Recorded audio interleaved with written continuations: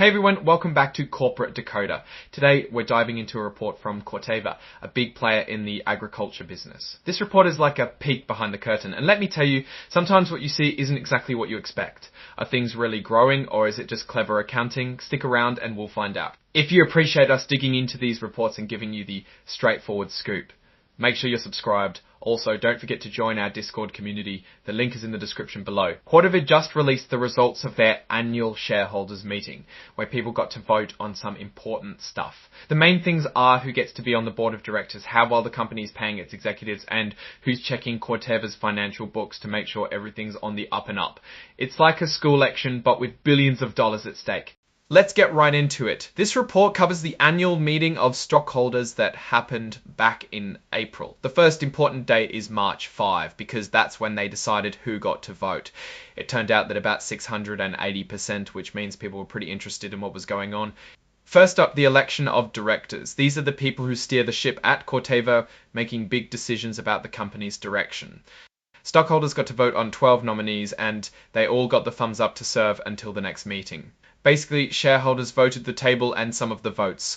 For Lamberto Andreotti, over 537 million votes were cast in favour, while about 14 million were against. Seems like he's a popular choice. But get this, over 55 million shares didn't even vote on his nomination. These are called broker non-votes. They happen when brokers holding shares for clients don't get instructions on how to vote or choose not to vote on certain issues. That is a lot of shares that had no opinion here.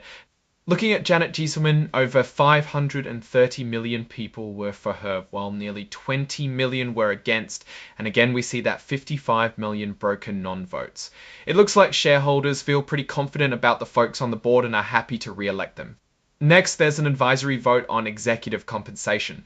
This is where shareholders get to weigh in on how much the top dogs at Corteva are getting paid. It's an advisory vote, meaning the company doesn't absolutely have to do what the shareholders say, but it's a good way to gauge investor sentiment on pay packages. The results, about 488 million votes were in favor of the executive pay, while almost 63 million were against it. So the majority approved, but there's a significant chunk of shareholders who think the executives are getting paid too much. Again, the nearly 55 million broken non-votes are interesting here, and it makes you wonder if that would have swayed the final vote. Lastly, there's the vote to ratify PricewaterhouseCoopers, or POC, as the company's independent auditor. This is basically a checkup on the company's financial statements by an outside firm to ensure everything is fair and transparent. The vote was overwhelmingly in favor of keeping TVUC with over 509 million votes for them, and only about 7 million against. Seems like Corteva's shareholders are happy with the job PUC is doing. So what does all this mean?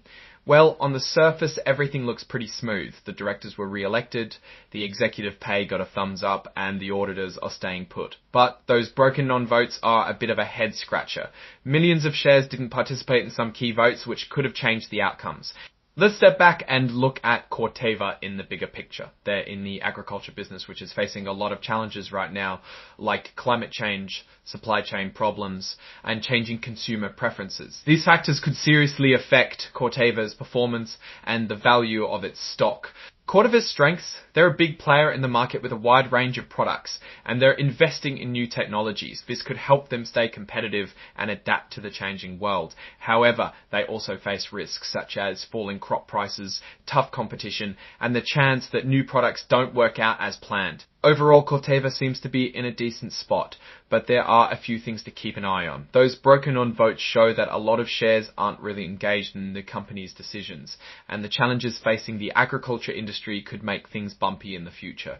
And so, there you have it. A look at Corteva's shareholder meeting and what it means for the company. Now I want to hear from you. What do you think about Corteva's future? Do you think they're doing enough to address the challenges facing agriculture? Drop your thoughts in the comments below. If you found this analysis helpful, please give us a like and subscribe to our channel for more deep dives into corporate documents. And don't forget to join our Discord community. The link is in the description below. Thanks for watching, and we'll see you in the next video.